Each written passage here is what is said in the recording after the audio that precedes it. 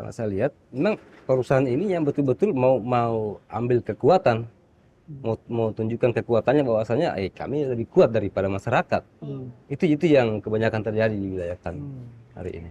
Sehingga yang terjadi justru menakut-nakuti. Menakut-nakuti, sedikit-sedikit mau ancam-ancam polisi lah, mau dipenjarakan. Tetapi yang jadi pertanyaan, bagaimana dengan masyarakat yang betul-betul tidak menginginkan lahannya ini diberikan, dijual ke perusahaan. Nah ini artinya mereka inilah yang betul-betul bertahan. Ini yang betul-betul, ya saya memang tidak mau jual lahan saya. Karena ini tempat penghidupan saya, tempat saya mencari nafkah. Nah itu sih yang hari ini berat sih. Komunikasi dengan pemerintah itu, dengan masyarakat itu tidak ada. Tidak ada. Nah, bahkan mereka seakan-akan menutupi informasi itu. Tetapi karena adanya oknum-oknum perusahaan yang artinya yang nakal dan mau coba-coba melanggar prosedur-prosedur pertambangan, disitulah kadang saya bilang, mending gak usah tambang kalau begini.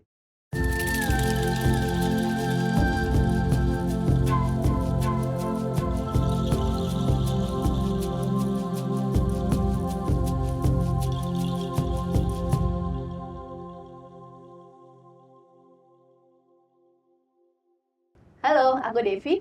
Aku Dias.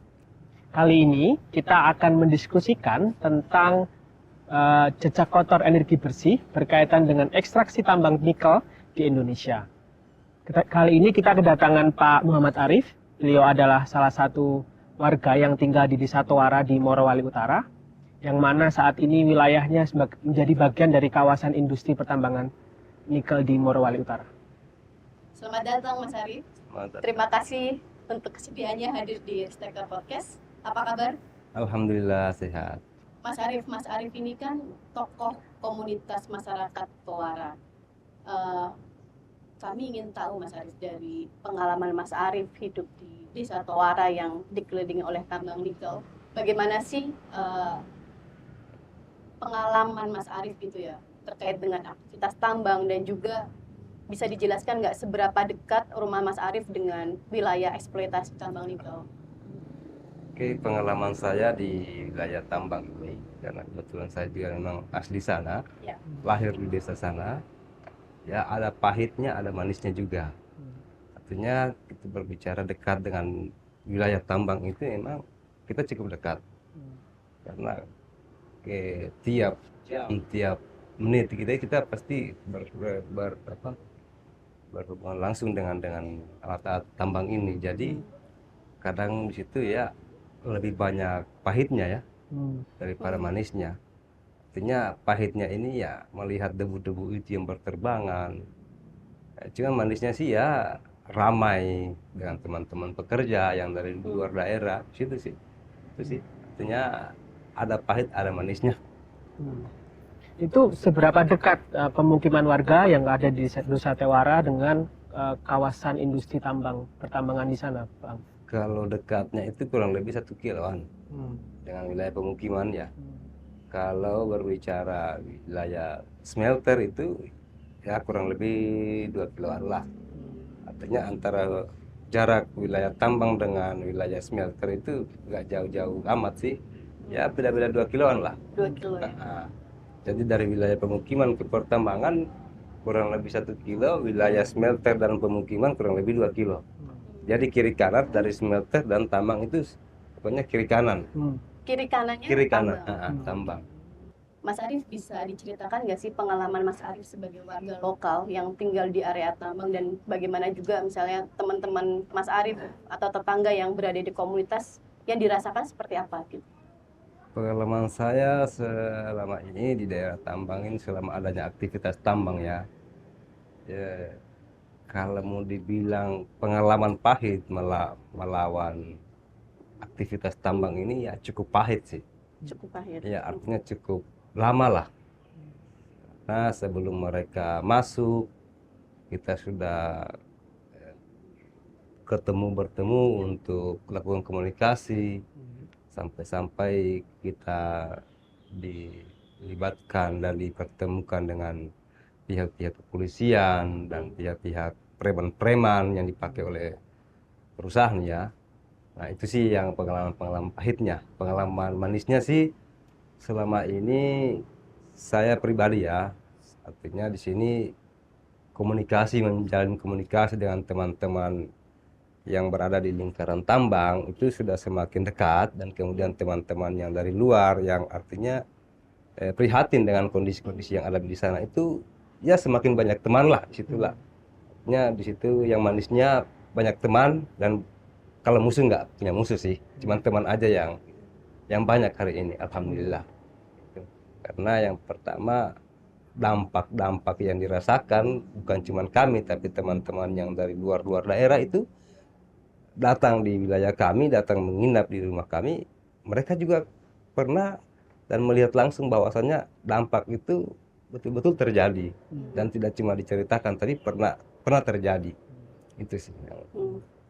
Tapi kalian tadi sudah bercerita soal dampak dan juga apa yang timbul dari proses kedatangan aktivitas tambang di wilayah Morowali Utara, terutama di wilayah desa Tawara ini. Kira-kira apa sih Bang manfaatnya dengan hadirnya tambang ini tuh bagi warga lokal itu yang tinggal di desa atau di lingkar tambang Ping pertama begitu ya, karena sangat dekat, bahkan tadi disebutkan 1 kilometer begitu dari lokasi tambang, itu manfaatnya apa bagi warga yang ada di sana Bang? Oke, berbicara masalah tambang pasti di situ ada manfaatnya dan ada juga sisi ya. Maksudnya ada sisi negatif, ada positifnya. Tapi di sisi positifnya artinya manfaatnya itu yang pertama ya ini membuka lapangan kerja. Lapangan kerja. Nah, di sana itu dulunya memang teman-teman di sana pekerja itu susah mendapatkan lapangan kerja. Nah, masuknya perusahaan tambang ini ya otomatis lapangan kerja sudah tidak jauh lagi, sudah tidak keluar dari daerah, ya kan, tidak seperti dulu-dulu. Nah, tapi tidak semua sih juga, karena ada yang beberapa cerita kronologisnya itu wilayah kami di Satuara itu memang di situ adalah wilayah mayoritas pekerjaan dulu ya, itu petani, ada nelayan, ada buruh, memang buru-buru yang ya buruh biasa. Nah, karena adanya tambang ini, yang dulunya petani, dulunya nelayan itu seakan-akan adanya perusahaan tambang mau tidak mau dipaksa masuk dalam perusahaan tambang ini. Itu sisi positifnya. Sisi positifnya. Ada sisi positif yang lain nggak Pak? Selain positif yang lain sih ya semakin mungkin ekonomi ya, pertumbuhan ekonomi. Sudah semakin banyak manusia yang masuk ke wilayah-wilayah desa. Adanya perusahaan tambang di situ ada masalah perkembangan rumah kos-kosan, kios-kios itu sudah ya berkembang lah, tidak seperti dulu sebelum adanya tambang. Artinya jasa kos-kosan Sudah semakin banyak ya. Juga kegiatan ekonomi juga semakin banyak. Itu kalau sisi positifnya. Kalau kita bicara soal dampak negatifnya, kalau orang bilang soal ini kutukan sumber daya ada nggak sih gitu dari pertambangan nikel gitu? Kalau kutukannya sih hari ini saya melihatnya hanya di bagian wilayah-wilayah tertentu ya. Artinya seperti sumber air bersih itu aja. Kemudian sumber-sumber pertanian itu semua tercemar. Artinya yang dulunya walaupun sekarang petani sudah berkurang, tetapi masih ada lahan-lahan pertanian yang seharusnya masih bisa digunakan untuk bertani, tapi karena ada dampaknya ini yang masuk ini, akhirnya lahan pertanian ini sudah susah untuk dikelola. Ini kalau bisa diceritakan Mas, apakah lahan pertanian ini yang kemudian beralih menjadi lokasi tambang, atau sebenarnya lahan pertanian ini mati karena mereka kekurangan air misalnya? Yang terjadi seperti apa kalau di Morowali Utara? Kalau yang terjadi di Morowali Utara sih ya kadang kekurangan air itu, dan kemudian ada lahan yang betul-betul sudah diambil alih oleh perusahaan. Ya, karena masuk dalam wilayah-wilayah mereka itu. Artinya petani-petani yang sebelumnya mereka memang mengolah lahan, kemudian mau nggak mau harus bekerja. Iya, harus bekerja di dalam lingkungan perusahaan. Pilihannya ya seperti itu, karena untuk bertani lagi sudah tidak bisa, karena otomatis sudah mereka jual lahan-lahan mereka, sudah diambil oleh perusahaan. Artinya kan tadi ada perubahan jenis pekerjaan yang dialami di warga lokal. Iya. Apakah dengan bergantinya jenis pekerjaan itu semua perubahan pekerjaan warga di sana, terutama warga lokal, bisa ditampung dengan hadirnya tambang ini? Adanya tambang ini sih tidak semua juga, karena ada juga sebagian yang apa namanya yang melakukan yang masuk dalam wilayah smelter, Hmm. ada yang berusaha untuk berwira swasta, Hmm. macam-macam lah. Artinya karena mereka yang punya lahan tadi awalnya sudah dijual, sudah diambil oleh perusahaan, mereka sudah punya modal, mereka langsung berusaha, bukan buka usaha. Tapi yang tidak punya wilayah untuk dilakukan apa diambil oleh perusahaan, ya mau tidak mau harus ikut masuk jadi karyawan, jadi buruh di dalam perusahaan tambang. Hmm. Kalau bicara soal dampak negatifnya tadi Mas, apakah selama ini pemerintah gitu ya ataupun perusahaan sudah mengkomunikasikan gitu, paling nggak memberitahukan soal ada nih dampak negatif dari pertambangan nikel gitu? Alhamdulillah sampai hari ini selama saya punya hubungan apa namanya komunikasi dengan pihak perusahaan, selama ini baru satu kali menurut saya. Artinya gini, mereka masuk di wilayah kami itu, wilayah desa kami, tidak pernah melakukan sosialisasi. Jadi waktu itu saya cerita kembali 2020, sebelum mereka melakukan aktivitas tambang itu, saya lakukan minta komunikasi ke pihak perusahaan agar melakukan sosialisasi melalui pemerintah desa waktu itu, kecamatan, dan pihak perusahaan itu mereka tidak mau tanggapi saya. Jadi waktu itu saya coba lakukan salah satu gertakan lah seperti itu, bahwasannya kalau tidak mau mereka lakukan sosialisasi ke masyarakat secara umum, maka saya akan melakukan aksi demonstrasi itu. Karena yang pertama yang saya takutkan waktu itu, saya takutkan akan mencemari. Yang pertama sumber air bersih itu yang tadi itu, dan kemudian masalah perekrutan tenaga kerja yang belum ada pembicaraan dengan masyarakat lokal, itu yang artinya belum terjadi, tapi saya sudah mengantisipasi. Jadi waktu itu karena mungkin mereka berpikirnya ada dasar saya untuk melakukan aksi demonstrasi, ya mau tidak mau mereka setujui dan kita mediasi di Polres waktu itu. Mediasi. Tapi sebelum itu Nggak pernah ada. Artinya ketika ada tuntutan baru kemudian perusahaan itu bergerak untuk kemudian Gitu. Itu sih yang terjadi selama ini di wilayah kami. kalau sebelum perusahaan masuk ini Mas, sebelum izin itu keluar, apakah sudah ada pelibatan dari pemerintah daerah ataupun dengan perusahaan ataupun pelibatan oleh perusahaan untuk kemudian memberikan pengertian ke masyarakat soal dampak, terus kemudian minta izin bahwa lokasinya desanya akan dipakai untuk usaha pertambangan? Pernah ada nggak yang seperti itu? Mungkin ada sih, artinya saya juga tidak bisa bilang nggak ada, juga tidak bisa bilang ada, karena bisa saja ada, tapi mungkin dari pihak pemerintah saja yang tertentu. Tetapi untuk mensosialisasikan ke masyarakat desa itu belum pernah terjadi. Artinya kalaupun ada sosialisasi itu sangat terbatas. Terbatas dan tidak dilibatkan masyarakat. Bahkan yang dilibatkan mungkin hanya oknum-oknum saja yang punya kepentingan dengan pihak perusahaan. Artinya sosialisasinya dipilih orang-orangnya. Tadi Bang Arif sudah cerita kalau ada dampak macam-macam gitu dengan hadirnya perusahaan tambang. Nah, kalau sejauh ini yang Bapak rasakan sebagai warga di Satowara dan merasakan langsung begitu dengan adanya dampak pertambangan ini, apa sih yang dilakukan perusahaan untuk kemudian meminimalisir dampak-dampak itu? Apakah sudah ada langkah-langkah yang dilakukan oleh perusahaan atau memang mereka cenderung menunggu adanya gejala itu atau dampak itu baru kemudian melakukan aksi gitu? Seperti apa, Pak?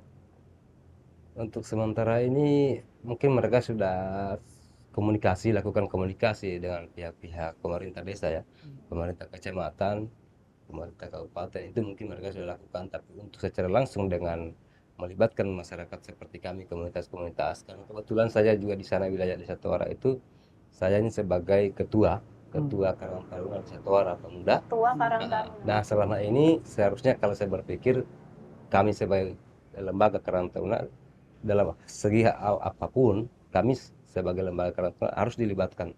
Tetapi selama ini sampai hari ini belum pernah ada seperti itu dari undangan-undangan dari pihak pemerintah desa, pemerintah kabupaten, bahkan perusahaan itu belum pernah ada. Kalau dilihat kan sebenarnya struktur Karang Taruna itu kan di bawah pemerintah desa ya Mas ya. Tapi juga nggak ada pelibatan di situ. Nggak ada dilibatkan. Nah. Mungkin tadi kita kan tadi pagi juga sudah berdiskusi juga mengenai hal ini, tapi saya ingin juga menanyakan lagi ulang. Ya. Di tengah situasi yang tidak baik begitu karena ada banyak berbagai macam dampak lingkungan yang ditimbulkan, sosial bahkan dan seterusnya. Kira-kira inisiatif warga apa yang kemudian dibangun untuk mengatasi persoalan-persoalan yang saat ini tengah berlangsung begitu di Desa Toara begitu? Untuk Gimana, saat ini sih kita belum punya inisiatif dalam untuk melakukan hal ya.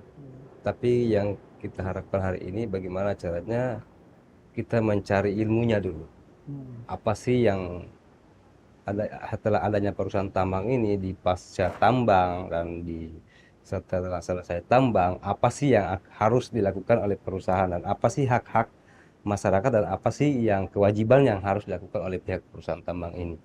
Karena jangan sampai kita lakukan ini permintaan, ternyata itu bukan satu kewajiban oleh pihak perusahaan. Itu sih yang sampai hari ini kami warga lokal ini artinya masih mau terus mencari informasi dan kemudian karena kami juga hari ini sudah artinya mungkin dianggap kurang harmonis dengan pihak perusahaan, ya kita tinggal cari lembaga-lembaga teman-teman yang mau berbagi ilmu dengan teman-teman lokal. Sejauh ini siapa Mas yang mau diajak untuk berbagi ilmu begitu dengan masyarakat Toara?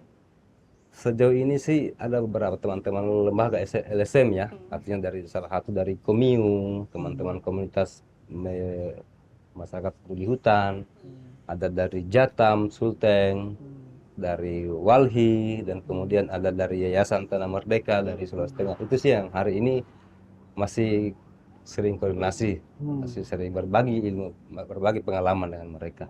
Bahkan Mas bisa diceritakan nggak sih selama ada tambang ya, sejak ada tambang terus kemudian masyarakat juga merasakan dampak negatifnya, misalnya nggak bisa bertani lagi, juga kemudian sumber airnya sudah rusak gitu.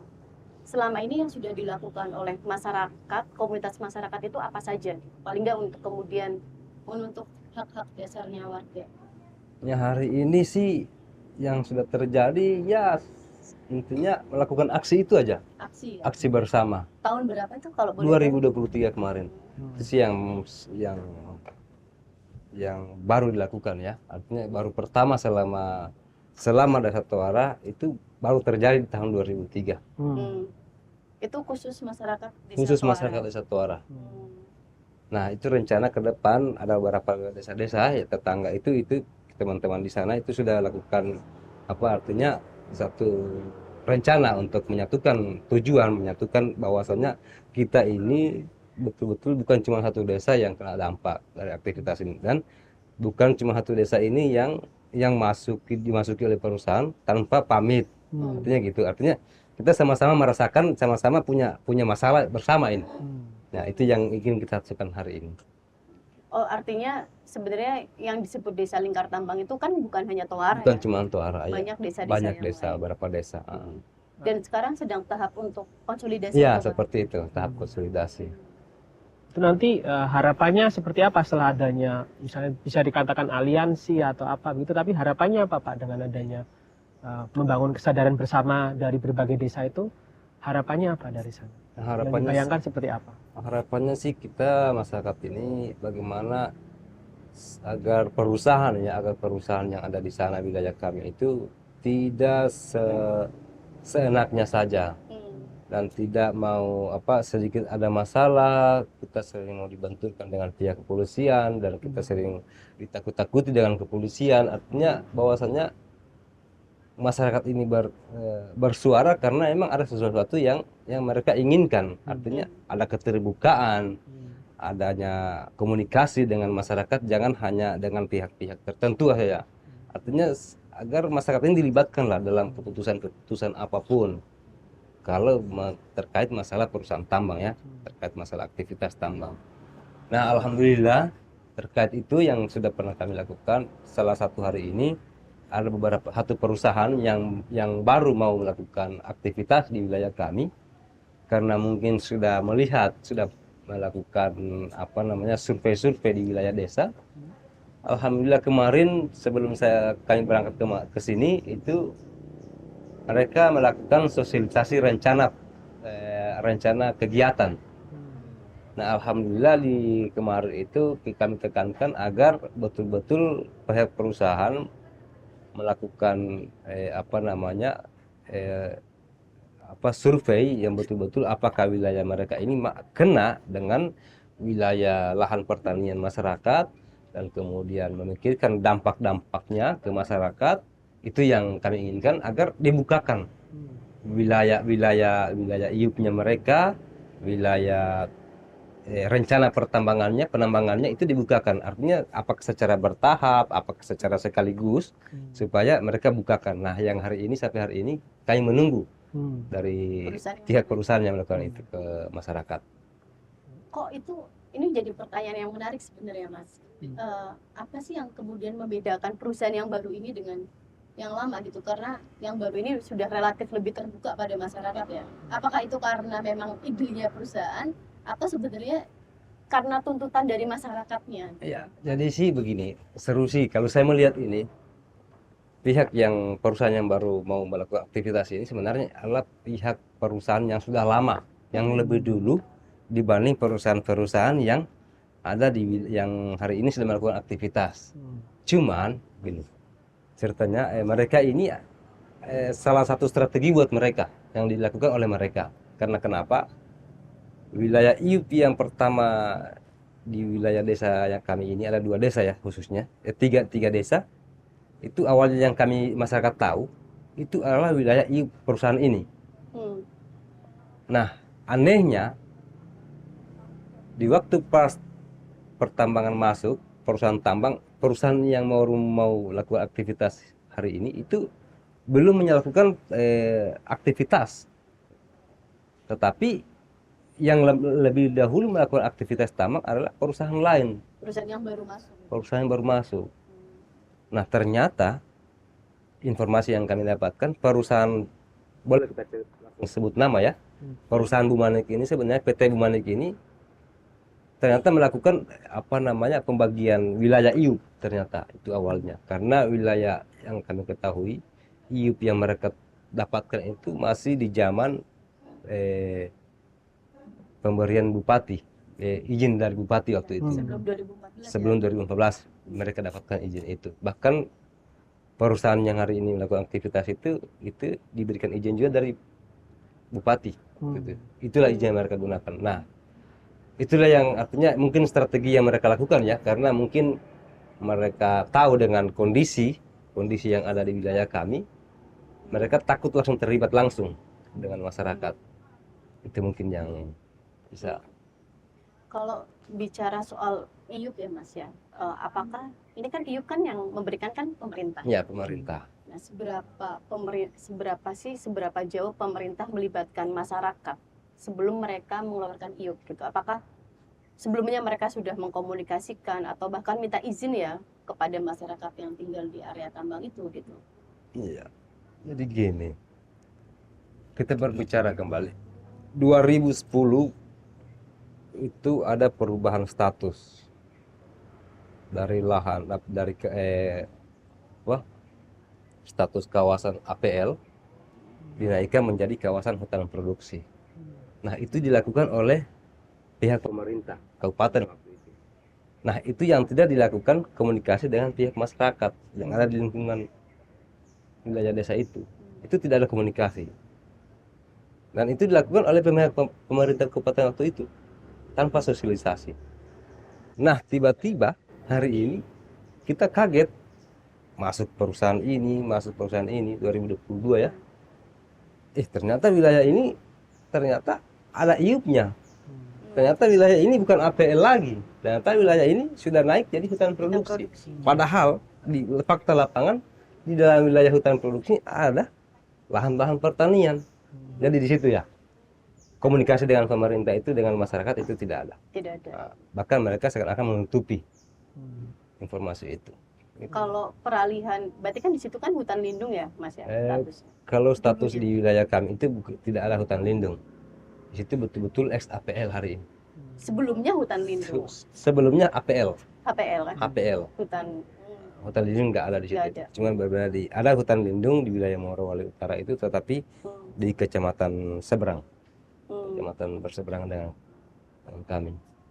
Jadi dari diskusi kita tadi itu yang belum muncul adalah melihat peran pemerintah daerah sebenarnya, Pak Ati. Tadi sudah disinggung sama Bang Arif terkait ada soal perizinan yang kemudian tidak diikut sertakan begitu, dan masyarakat tidak paham ketika ada perubahan status hutan. Iya. Cuman ketika melihat sekarang sudah terjadi ekstraksi tambang, itu sudah terjadi dan kemungkinan ke depan juga akan terus terjadi. Iya. Sampai kemungkinan kita nggak tahu sampai berapa puluh tahun. Sebenarnya peran pemerintah daerah sendiri dengan situasi yang ada seperti sekarang dengan dampak lingkungan yang ada dan seterusnya itu seperti apa, Bang? Untuk hari ini dari pemerintah daerah hari ini seakan-akan mereka mau tidak mau tahu. Artinya selalunya melimpahkan masalah ini ke pusat. Karena semuanya hari ini sudah ke pusat yang tangani. Mereka hari ini ya tinggal cari mediasi saja. Artinya kalau ada permasalahan dengan masyarakat, dengan pihak perusahaan, mereka cukup melakukan sebagai fasilitator saja untuk melakukan mediasi hari ini. Itu yang dilakukan oleh pemerintah daerah hari ini. Artinya sekarang apa-apa harus lewat pemerintah pusat begitu ya? Artinya kalau mau masalah lahan pertanian masyarakat ini masuk dalam wilayah IU, keinginan pemerintah daerah, ya kalau kalian merasa tidak sepakat dengan wilayah IU ini, ya sudah, masyarakat disuruh ya sudah buat gugatan saja ke pusat atau ke pengadilan, itu aja yang dilakukan oleh pemerintah daerah hari ini. Nah kalau tidak mau ya kita atur mediasi, itu yang dilakukan. Nanti saya pertemukan, nanti sebagai Pemda ini yang menjadi mediator, melakukan pertemuan dengan perusahaan. Itu yang Tapi seberapa efektif strategi, maksudnya cara yang dilakukan oleh pemerintah daerah itu untuk kemudian ikut membantu menyelesaikan problem-problem di wilayah lingkar tambang itu, Bang? Alhamdulillah kalau efektif sih cara-cara mereka. Cuman ada juga yang oknum-oknum yang melakukan mengambil kesempatan, artinya mengambil keuntungan di dalam permasalahan-permasalahan ini. Tetapi yang jadi pertanyaan, bagaimana dengan masyarakat yang betul-betul tidak menginginkan lahannya ini diberikan, dijual ke perusahaan. Nah ini artinya mereka inilah yang betul-betul bertahan. Artinya yang betul-betul, ya saya memang tidak mau jual lahan saya, karena ini tempat penghidupan saya, tempat saya mencari nafkah. Nah itu sih yang hari ini berat sih hari ini. Nah itulah yang sering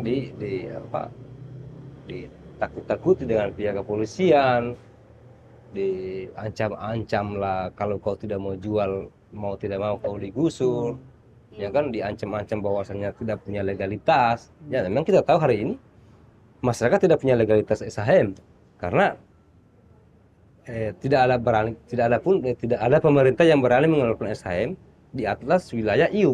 Nah itu yang hari ini jadi beban buat masyarakat. Bicara kalau soal rasa takut ini kan sebenarnya soal hak atas rasa amannya warga negara, setiap warga negara ya.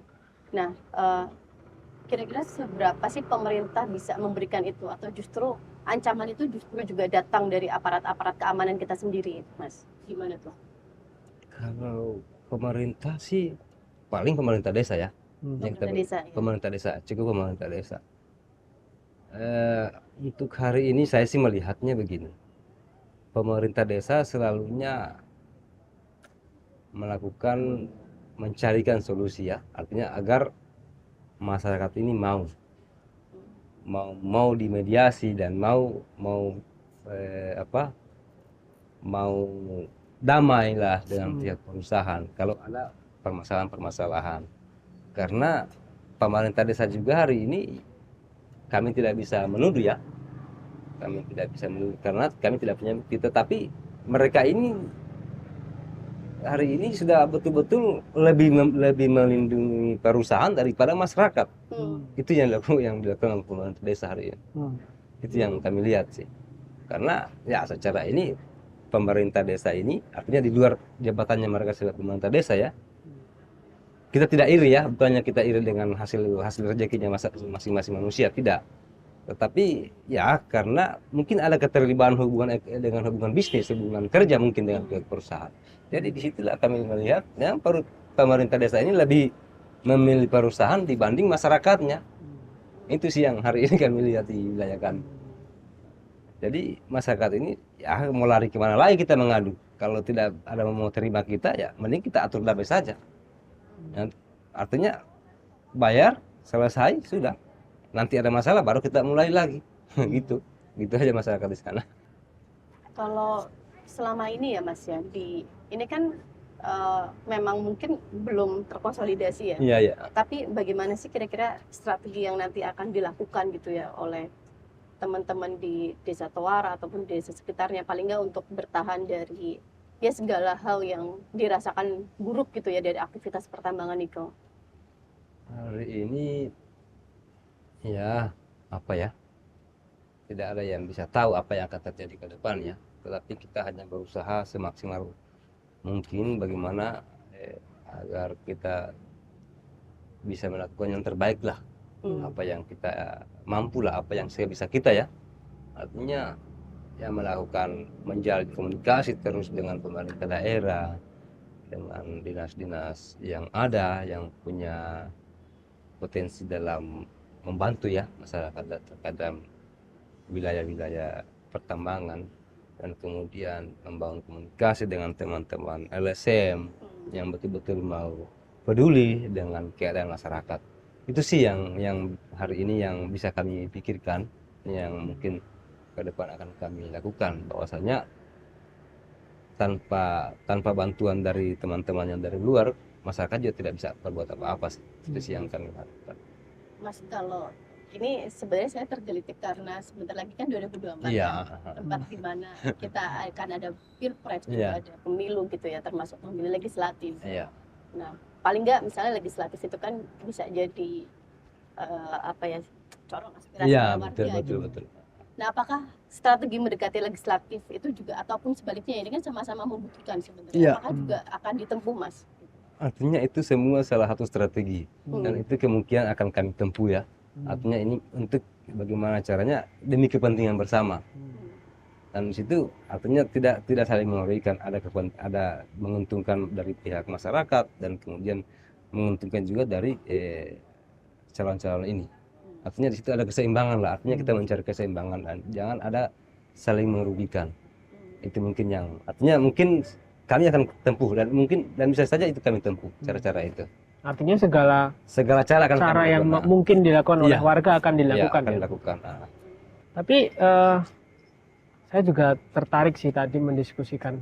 Ini kan kalau kita melihat yang lebih luas lagi, sebenarnya praktik ekstraksi tambang nikel ini bagian dari proses apa yang disebut negara sebagai transisi energi begitu ya Bang. Iya. Tapi warga itu sebenarnya kira-kira paham nggak sih sebenarnya nikel yang mereka keruk, yang perusahaan keruk dari wilayah desa-desa di Morowali Utara itu akan dipakai sebagai apa begitu? Itu kita kira-kira warga, sebagian besar warga paham nggak Bang kayak gitu itu? Sebagian masyarakat itu sebenarnya bukan paham sih ya, tapi tahu. So tahu aja, bukan Sebatas tahu ya. sebatas tahu aja. Jadi di situ ada istilah so tahu padahal belum tahu. Artinya gitu-gitu aja. Artinya paham dari proses-prosesnya itu ya, namanya juga orang lokal ya, orang kampung. Jadi ya mungkin saja iya, mungkin saja tidak. Karena adanya smelter semakin adanya smelter yang dibangun di beberapa daerah Morowali itu, mereka juga terkadang bingung, sebenarnya yang mana sih pabrik baterai ini? Yang sana sih smelter apa sih sebenarnya? Sudahlah, paling baterai juga itu dia bilang. Paling gitu aja. Artinya so tahu aja. Gitu. Kalau Mas Arief ya melihat ataupun warga gitu ya, bagaimana sih melihat soal transisi energi ini gitu. Ini kan sebenarnya kalau kita bicara soal transisi energi terus kemudian kendaraan listrik yang akan menikmati belum tentu orang-orang Morowali Utara gitu. Betul. Tapi padahal sumber dari baterai nikel itu diproduksi Ada di wilayah Morowali Utara. Nah, bagaimana masyarakat Tawara ya khususnya melihat soal ini penting nggak sih gitu, soal transisi energi? Artinya sih kalau kita di wilayah wilayah Desa Toara khususnya ini, dibilang penting sih di sini ada namanya keseimbangan. Ada untuk wilayah perkotaan dan ada untuk wilayah pedesaan. Dan di mana ada pasti keuntungan buat wilayah pedesaan, ada juga keuntungan untuk wilayah perkotaan. Artinya di sini ada keseimbangan, ada timbal baliknya dengan pemerintah ya. Yang kita kembalikan lagi bahwasanya ini kita bukan negara ini bukan negara kita sendiri. Negara ini milik orang banyak. Dan kita ini diatur oleh hukum. Kita diatur oleh pemerintah. Dan di mana pemerintah ini adalah pemerintah pusat. Ya kan apapun keputusan yang dilakukan oleh pemerintah pusat itu kita sebagai masyarakat di wilayah kecil, wilayah desa ini ya harus terima. Atau apa yang dikatakan oleh pemerintah pusat untuk kebutuhan transisi bisa untuk transisi energi ya udah itu aja. Tetapi kalau berbicara masalah apa namanya masalah untungnya yang lebih banyak di desa pertambangan ini dengan wilayah kota ini sih ya untungnya sih hampir imbang hampir imbang aja. Artinya menurut saya ya, artinya di sini di samping wilayah pertambangan ini untuk dijadikan sebagai bahan baku, tapi keuntungannya untuk pemerintah pusat, artinya seperti itu bahasa kasarnya ya. Mungkin masyarakat di wilayah tambang ini belum bisa menikmati dari hasil transisi energi ini, tetapi pemerintah pusat sudah merasakan hasil dari transisi ini. Nah, di samping itu di wilayah tambang ini masyarakat yang merasakan langsung dampak dari mungkin ada yang bertumbuhnya ekonominya, ya kan, dari aktivitas-aktivitas ini, artinya ya ada keseimbangan lah menurut saya di situ. Itu mungkin yang kalau kita bicara dari perspektif ekologis nih, Mas, apakah kemudian dari dampak-dampak yang dirasakan dampak positifnya untuk pusat, untuk masyarakat lokal gitu ya, apakah kemudian ini seimbang juga dengan dampak ekologis yang dirasakan oleh warga gitu, atau sebenarnya yang harus dibayarkan oleh warga dalam jangka panjang ya tentu saja itu lebih besar? Seperti apa itu kira-kira, Mas? ya seharusnya kalau perusahaan-perusahaan ini kita berbicara ya, perusahaan-perusahaan ini taat dengan aturan, bahwasanya mereka tidak sewenang-wenang melakukan aktivitas, sebenarnya masyarakat ini tidak apa ya, dampaknya tidak sebegitu ini sih, tidak sebegitu berpengaruh. Tetapi karena adanya oknum-oknum perusahaan yang artinya yang nakal dan mau coba-coba melanggar prosedur-prosedur pertambangan, disitulah kadang saya bilang mending gak usah tambang kalau begini. Karena perusahaannya masuk ini cuma datang mau merusak saja, bukan mau mengambil, tetapi artinya ada keseimbangan mengambil tetapi secara ini tetap menjaga. Tapi kalau ada oknum-oknum yang begini cara-caranya, mending kita lawan, mending hentikan saja aktivitas. Artinya aktivitas tambang itu bukan serta-merta membawa dampak yang buruk saja, tapi memang ada mekanisme yang dilewati atau mekanisme atau prosedur yang kemudian tidak diikuti begitu, aturan main yang gagal dijalankan oleh perusahaan dan juga tidak diawasi oleh pemerintah, Bang ya. Ya, itu sih yang keinginan kami ya. Cuman karena memang ada perusahaan yang sebagian ya, tidak semua juga perusahaan. Karena saya lihat memang perusahaan ini yang betul-betul mau ambil kekuatan, mau tunjukkan kekuatannya bahwasanya kami lebih kuat daripada masyarakat. Itu yang kebanyakan terjadi di wilayah kami hari ini. Sehingga yang terjadi justru Menakut-nakuti, sedikit-sedikit mau ancam-ancam polisi lah, mau dipenjarakan. Ya, artinya masyarakat ini tidak semua ya. Artinya tidak semua bisa kalian takut-takuti, dan tidak semua juga ya bisa kalian mau rekrut, artinya seperti itu mungkin. Ini kalau bicara soal pertambangan nikel ya, Mas, dan juga soal transisi energi, ini kan banyak wilayah gitu ya dari pertambangan nikel yang kemudian jadi proyek strategis nasional. Nah, gimana nih Mas Arief melihat bagaimana proyek strategis nasional kemudian juga sangat berdampak pada Morowali Utara? Morowali Utara sih kalau saya lihat ya alhamdulillah adanya proyek-proyek objek-objek vital itu Artinya karena wilayah kami Kabupaten Merauke Utara, saya juga salah satu anak putra daerah ya. Artinya mulai hari ini kita belajar. Tapi adanya kemajuan perkembangan itu, kita bersyukur adanya para investor yang masuk ke wilayah kami dan juga membantu perekonomian teman-teman kami di sana.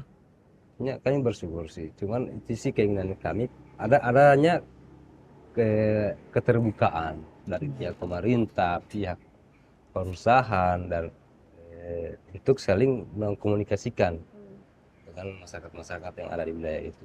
Itu sih yang Mas, kalau saya pengen tahu nih, biasanya kemarin kami juga habis riset di wilayah lain ya, di Morowali soal bagaimana tambang nikel itu juga menciptakan lingkungan yang tidak sehat, misalnya debu-debu batu bara itu juga sangat mengganggu, membuat penyakit ISPA gitu. Apakah hal yang semacam ini juga terjadi gitu di Morowali Utara, atau bahkan belum dirasakan ya kalau sekarang?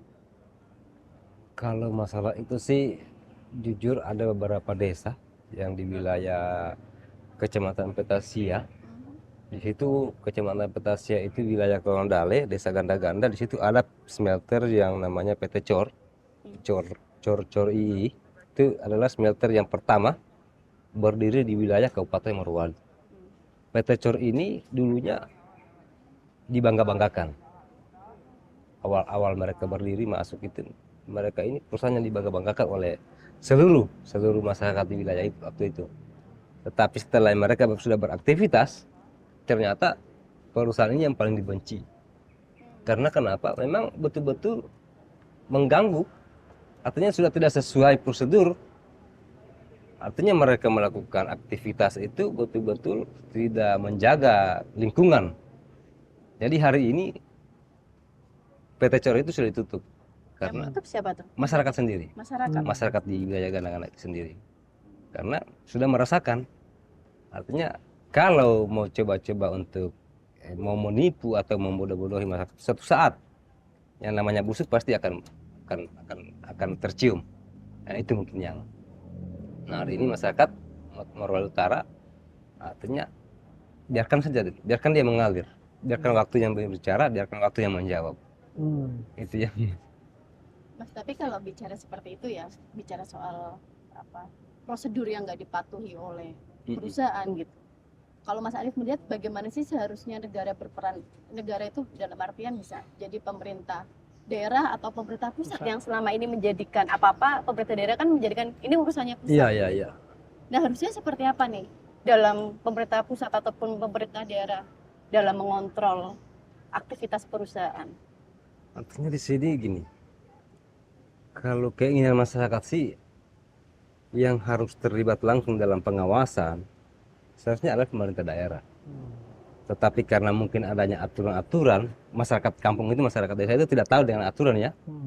Bahkan bahwasanya yang tadi yang kami dapatkan bahwasanya semua wewenang itu ditarik ke pusat.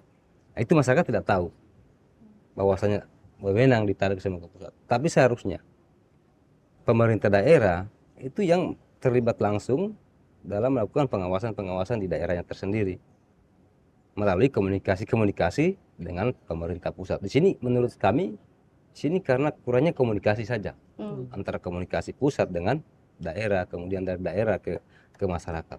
Nah, di situ saja, hanya miskomunikasi saja. Menurut kami ya, di situ saja dia punya masalah miskomunikasi saja.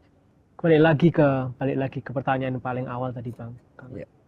Kira-kira kalau dirasakan sejak adanya pertambangan ini, apa hal yang paling mendasar yang dirasakan yang berbeda begitu ketika sebelum dan juga sesudah adanya pertambangan? Apa hal yang sangat mendasar yang kemudian beda ya gitu? Beberapa tahun sebelum adanya perusahaan pertambangan atau setelah ada itu, apa Bang? Yang paling mendasar sih masalah lingkungan ini dulu ya, sebelum alat tambang saya merasakan itu nyaman sekali, tenang, hijau, tidak kemana-mana kita, contoh air bersih ya. Dulu saya mandi itu sering mandi di kali, mandi-mandi di sungai. Tapi hari ini saya tidak bisa mandi di sungai lagi, khusus saya pribadi ya. Nah, bagaimana dengan para teman-teman yang lain, masyarakat, petani, nelayan yang hari ini susah untuk melakukan aktivitas itu sudah semakin jauh. Dulunya tidak jauh dari wilayah pesisir pantai, itu tidak jauh pergi nelayan. Nah, hari ini kalau tidak semakin jauh tidak dapat ikan. Nah, itu untuk nelayan ya. Petani hari ini kalau betul-betul tidak mau dibendung wilayahnya itu dimasuk dengan aliran-aliran sungai, tidak bisa berhasil, tidak bisa digunakan untuk bertani lagi wilayah pertanian itu. Nah, itu yang hari ini menurut kami tampak yang paling berubah sih, adanya perusahaan tambang masuk di wilayah kami. Mas, untuk yang terakhir nih, kira-kira Mas Arief punya pesan nggak mungkin untuk pemerintah daerah, untuk pemerintah desa, untuk pemerintah pusat atau perusahaan maupun masyarakat Desa Tawara ataupun lingkar tambang yang lain? Keinginan saya sih dari pemerintah pusat, pemerintah daerah, bahkan perusahaan, bahkan masyarakat, keinginan saya agar duduk bersama, agar selalu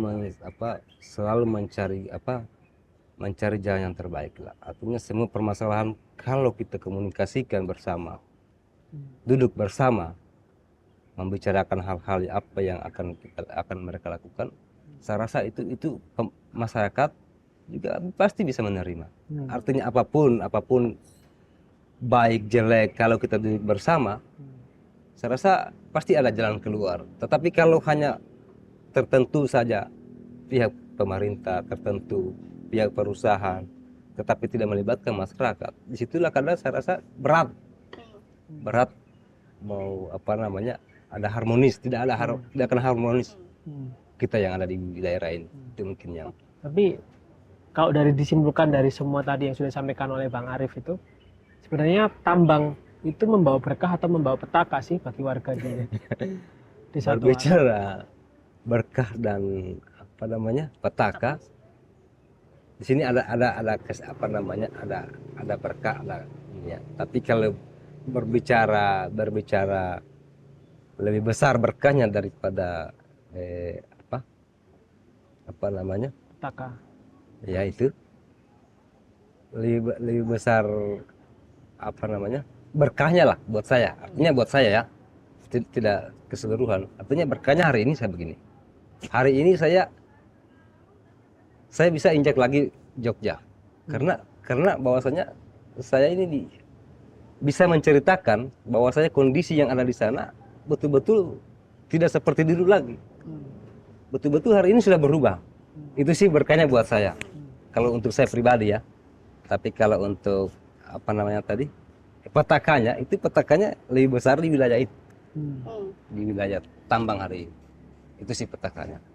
Baik Mas Arief, terima kasih banyak untuk cerita-ceritanya yang sangat menarik, pengalamannya. Kami senang sekali gitu ya. Sampai jumpa lagi mungkin Mas Arief kapan-kapan kalau kami ke Morowali atau Insyaallah. Semoga bisa balik lagi ke Jogja, Bang. Amin.